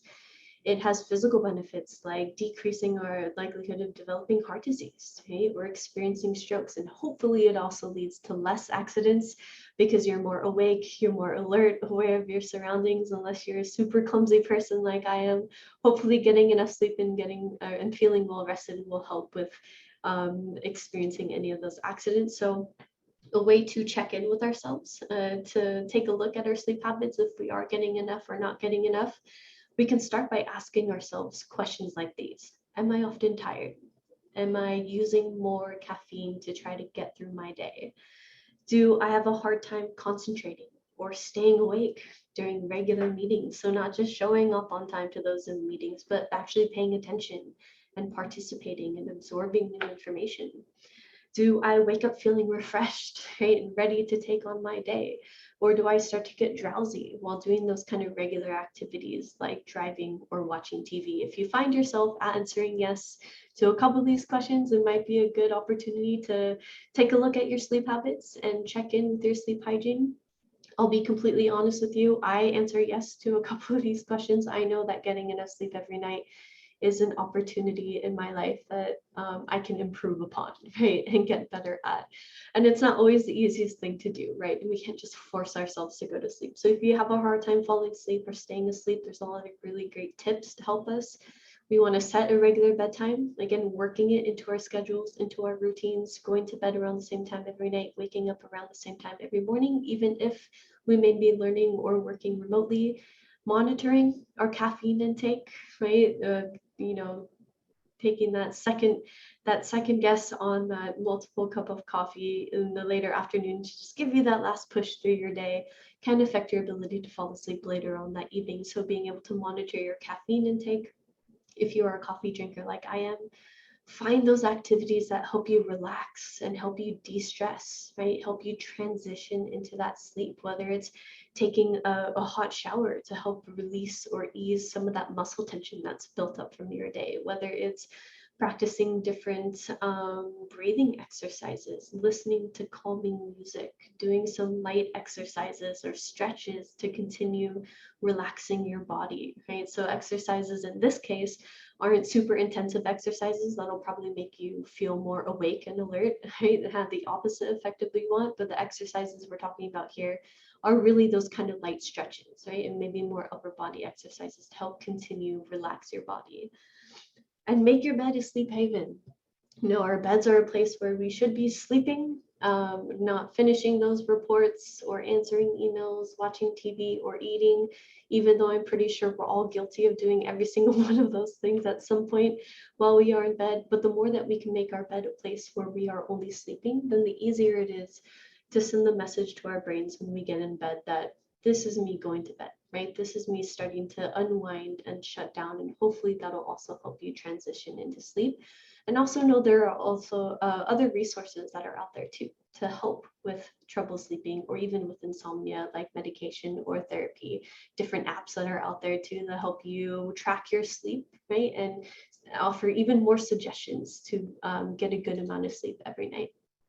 Tool number 6 is to create joy and satisfaction, right? Laughter decreases pain, right? When we have that laughter, that joy, that satisfaction in our lives, it has a lot of really great benefits.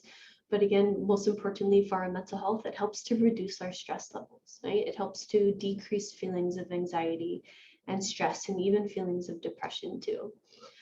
So we can do different things to create that joy and satisfaction in our lives, and we can get creative with it as well. We can put together a collection of pictures or videos that make us laugh, right? Or that just in general make us feel good, and create different playlists, right? I love music. Music is something that really speaks to me, and I create different playlists for different moods, right? For when I want to influence my mood or emotion, I'll listen to a certain playlist. But when you fall into that TikTok hole and you're watching those videos for like an hour, save a couple of them, right? The ones that really make you laugh, and have them on hand. It's okay to distract yourself for a couple of seconds or even a couple of minutes and watch something that's just going to make you laugh. Find those activities that help you get into your flow as well, the things that really absorb us, right? And we can devote our entire attention to, and our time and our energy. So whether that's gardening or reading a book or doing a jigsaw puzzle, find those activities that completely absorb you. And then also find the time to engage in something relaxing or indulgent, right? Do that face mask, take that nice relaxing bath, right? Do something that is treating yourself a little bit. It's okay to make that time. We have to find the time to give our bodies and our brains a chance to take a break, right? To recharge those batteries. And we could do it in fun and creative ways. So I mentioned funny videos that we can put together. I selfishly want to show you one of my favorite ones. This is one I have on hand. No matter how many times I watch it, it makes me laugh because I love pandas. But let me go ahead and play it for you really quickly so you can hopefully get a smile as well.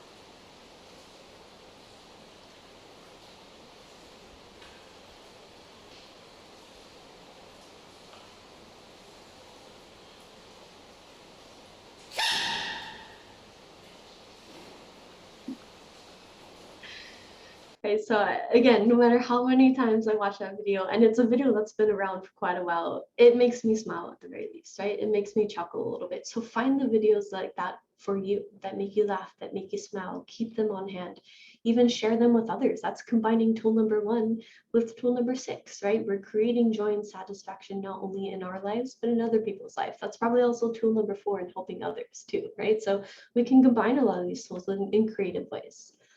Tool number 7 is eating well, right? Making sure we are eating a healthy, balanced diet, just like getting a regular amount of physical activity in our lives.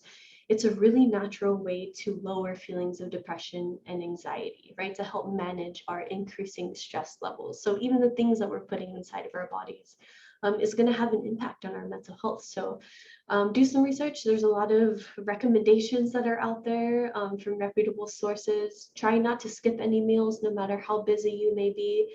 Again, we need that energy to be able to get through our days. So we have to provide our bodies with that energy. Find those healthy snacks to keep us going. Try to limit your alcohol intake. Again, reduce or monitor your caffeine intake.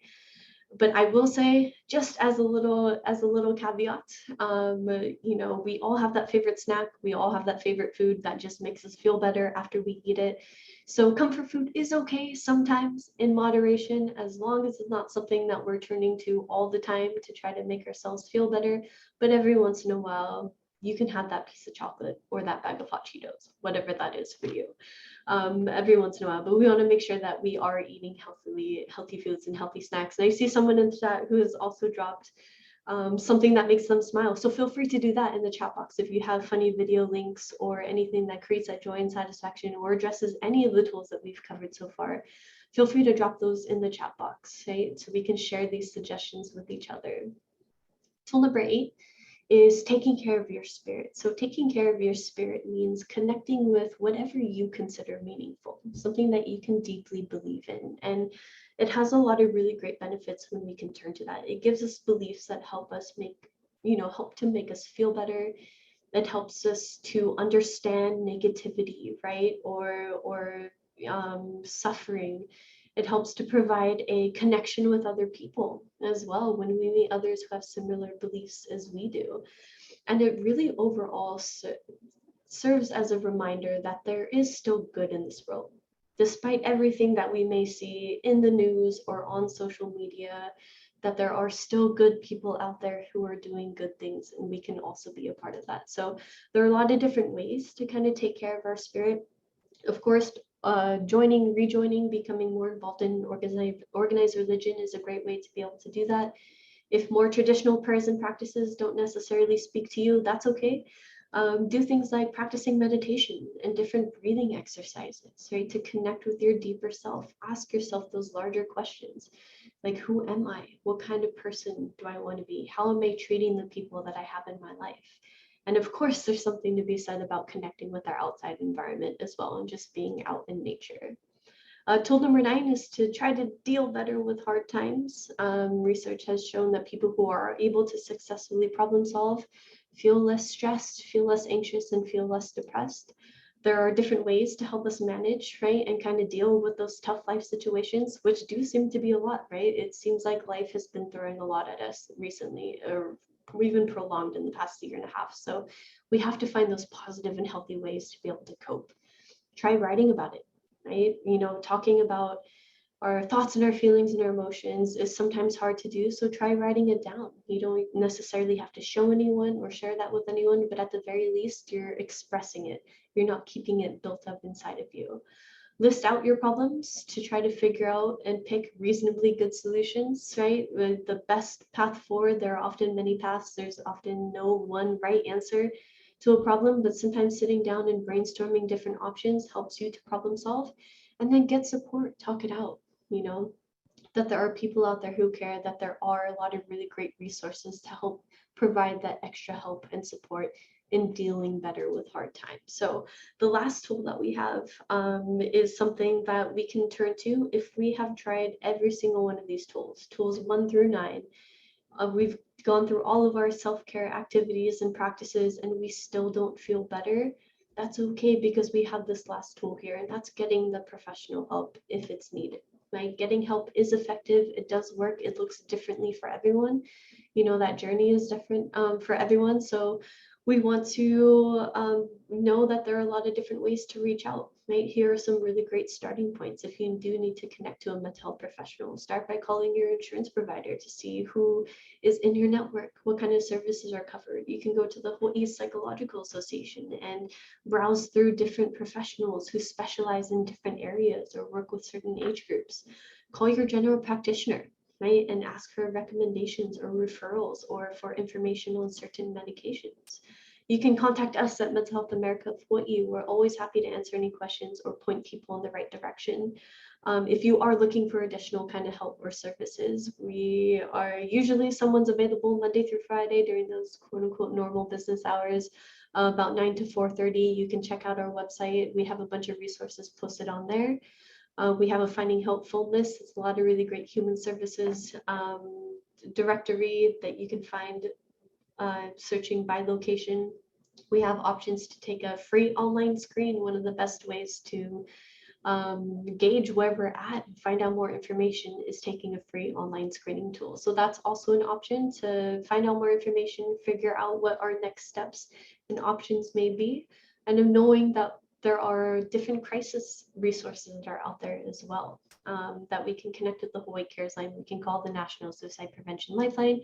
We can text the crisis text line, or if we have an LGBTQ plus youth in our lives, we can connect them with the Trevor Helpline, and knowing that these kinds of resources are available 24/7, no matter what time of day you need, no matter what day of the week, that we can connect with these if anyone is experiencing a mental health crisis or if they are having thoughts of suicide, that there are people out there who care and who can help even in situations like that. So I encourage you to explore all of those different awesome apps that have come out, all the different ways that you can practice that self-care. And I know we're coming up at the end of our breakout session, so I do want to open it up to any questions. If people have, feel free to drop it in the chat, or if you have been completely inspired by going through all of these tools and you want to share what you plan to do this weekend or in the near future to take care of your mental health and to work into your routine any of the tools, feel free to drop that in the chat as well.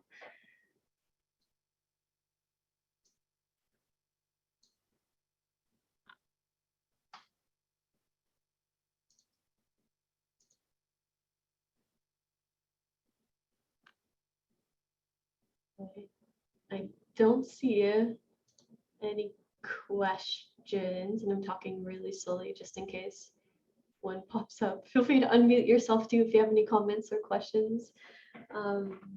I'll pose one to the group in the last minute or so that we have left. What are you all going to be doing for self-care in the near future?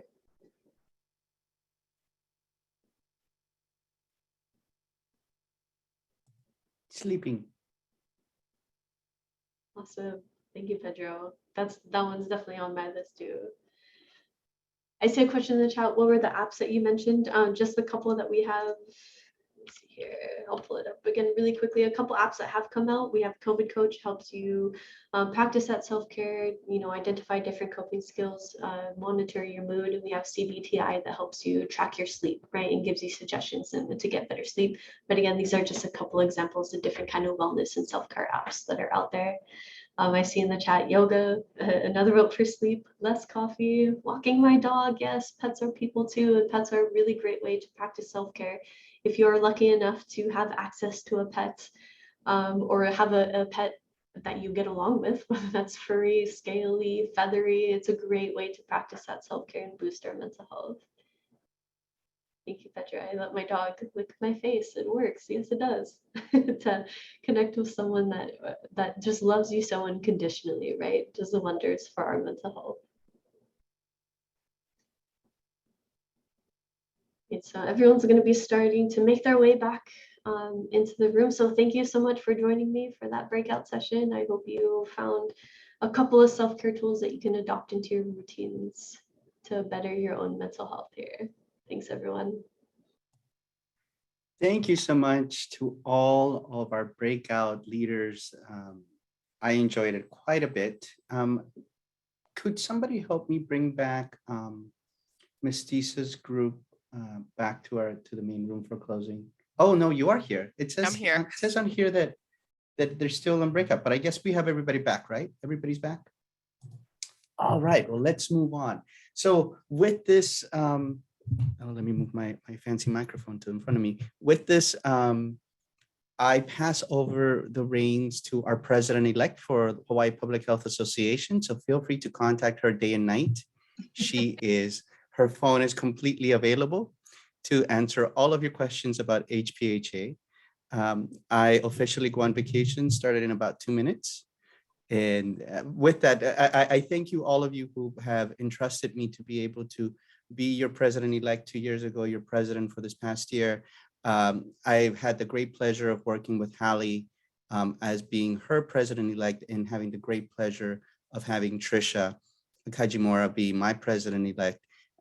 And I couldn't have asked for a better team to work with. Thank you to the board. Thank you to Holly, our executive director. And most of all, thank you for Trisha, the wonderful volunteer who will be taken on for next year. Trisha, turn it over to you. Thank you so much, Pedro. Hi, everyone. It's so wonderful to see you here. And I'm definitely looking forward to working with all of you more closely next year. It's been probably, I don't know, maybe like 15 years or a little more since I first met Pedro, which was in the HPHS MPH program. So it's just wonderful how, and some of you were probably our instructors, so it's just wonderful how this community grows and we continue to all work together. Of course, to start off, I need to thank Pedro for his service as president of our board in the last year. He really did a lot of work behind the scenes and was the one keeping the organization going, and especially focusing on the committees, making sure we have the infrastructure and organization to continue the work. Because as you know, HPHA is an association that relies on the work of its members, particularly our board members and committee members. So Pedro, we're really going to miss your leadership, but we know how to reach you, and also that you're a lifetime member. So I do expect you to answer my calls, texts, and emails. I also wanted to thank our outgoing board member, Juval Tomas, for his service this year. And it's my honor to announce the results of our board of directors election. Thanks all for participating. So in 2022, we have our president-elect will be Dr. Kamania Graham-Tutt, who's an associate professor of community health at UH West Oahu. Really, it's been a pleasure working with her on the board in the last year, and very grateful that she's willing to serve in that capacity, because it will be followed by a year as board president. So thank you, Kamania. I'm looking forward to working closely with you. Thanks, Trisha. As treasurer, we have Brian Talisian, the executive director of Mental Health America of Hawaii, who's been such a support to HPHA. And it was really Brian, Amanda, and other members of MHAH who put this program together for us today. So thanks all of you. And thanks, Brian, for being willing to serve as treasurer. Then we have our at-large members. So in 2-year terms, we have returning directors, Dr. Leocadia Conlon, who's the clinical director of Hawaii Cares. Thank you, Leocadia. And we also have Colby Takeda, who's a senior manager at Share Care and has served for a number of years on the board, and we really appreciate his leadership. Leocadia was one of the co-chairs of our advocacy legislative committee, and Colby has been chair of our marketing committee, and those are really crucial service roles for us. In an at-large seat, we have Alexis Charpentier who is the HIV Transmission Reduction Coordinator at our Department of Health. Excited to have Alexis on board and work with her. And then also joining the board this year is Dr. Claire Townsend-Ing, who also has served as co-chair of our advocacy committee in the last year. So, and I think before that. So thank you so much, Alexis and Claire, for joining us. All right, I'm looking to see if Pedro has any corrections for me, but he's not unmuting himself, so I think I'm okay. All right, so that rounds out our 2022 Board of Directors with a few appointments according to our bylaws.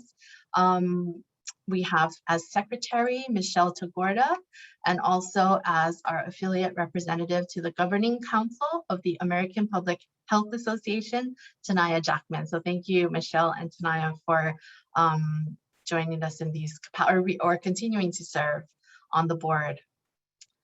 Our next slide is our ex officio directors for the 2022 board. You can see them all here. They're unchanged from 2021, except that I'd also like to thank Dr. Tatine Santel, who served for part of 2021 as the ex officio representative for the Office of Public Health Studies at UH Manoa. Thank you all. And then just wanted to go over again in our next slide, our organizational members. This has been an important initiative for us in the past year. We really appreciate the support and the championing of public health issues by your joining us as organizations. And then mahalo to our annual meeting sponsors, especially our presenting sponsors, HMAA and the Queen's Health Systems. With your support, we're able to put this meeting on, as well as Chaminade University, Hawaii Public Health Institute, and UH Manoa's Thompson School of Social Work and Public Health. So thank you very much to our meeting sponsors.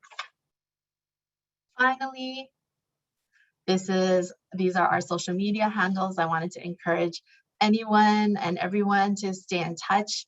Please remember to join our committees where all of the work happens. We really need your support there. I wanted to thank Holly Kessler, our Executive Director, for holding us together on the administrative end. Our speakers today, our program committee, and all of you for joining and participating today. As you know, Sandra said, we are each other's greatest support, greatest asset in all of this. And it is going to take all of us coming together to keep public health at the forefront and really define for our communities what that means. So let's keep working together. I'm looking forward to all of you joining our activities, our committees, and our events next year. Thanks so much, everyone, and happy Thanksgiving. Aloha.